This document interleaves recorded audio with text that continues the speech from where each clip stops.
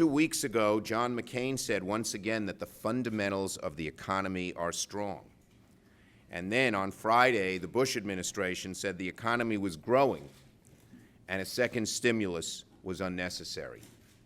Now, middle-class families take one look at their checkbooks and know that no matter what the myriads of statistics say, no matter what the Washington spinmeisters try to do, those statements are baloney. American people are working too hard, getting paid too little, and paying too much. That is the bottom line. And when we look at these numbers now, 650,000 people just this year who have lost their jobs, a total of almost 9.5 million people today that are unemployed.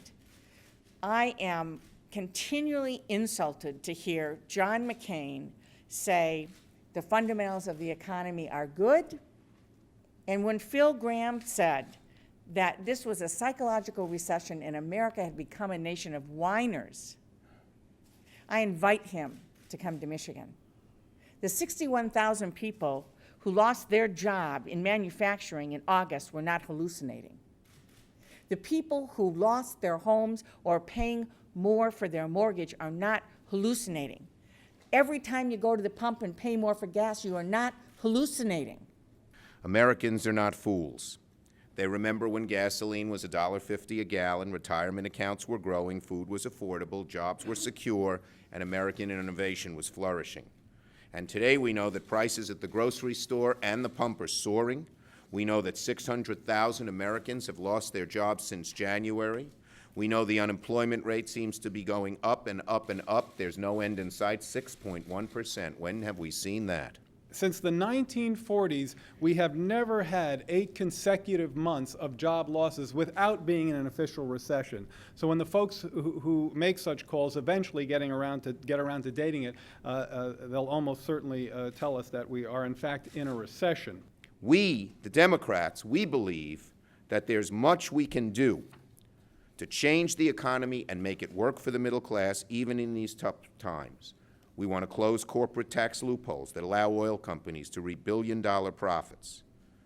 We can and should make big oil pay its fair share of special tax breaks and instead use the revenues to cut taxes for the middle class, or to fund new jobs with alternative energy.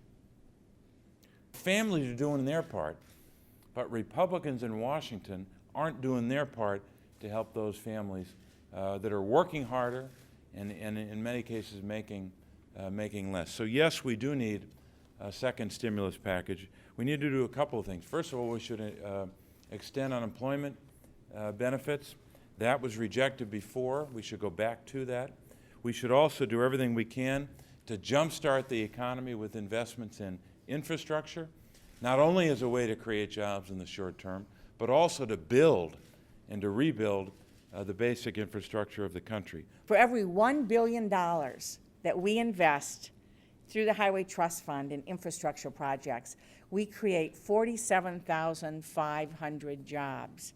So if you do the math, if they're $8 billion short, that's 380,000 jobs, good-paying jobs today. The possibilities are endless, and yet the Republicans in Congress and on the campaign trail refuse to acknowledge the problem. Even if you believe in drill, drill, drill, it's not going to create a single job for 3 years. What about now? What about the people who are hurting? What about the average family that's struggling? This economic stimulus package is about addressing American families right now. It's about stopping the loss of the middle class in this country. It's about creating jobs for real people who are working hard. They are not making it up. They're trying to keep things going for their family. And we call on the Republicans, John McCain, President Bush, to step up and support the Highway Trust Fund now and support the jobs that will be created in the second stimulus.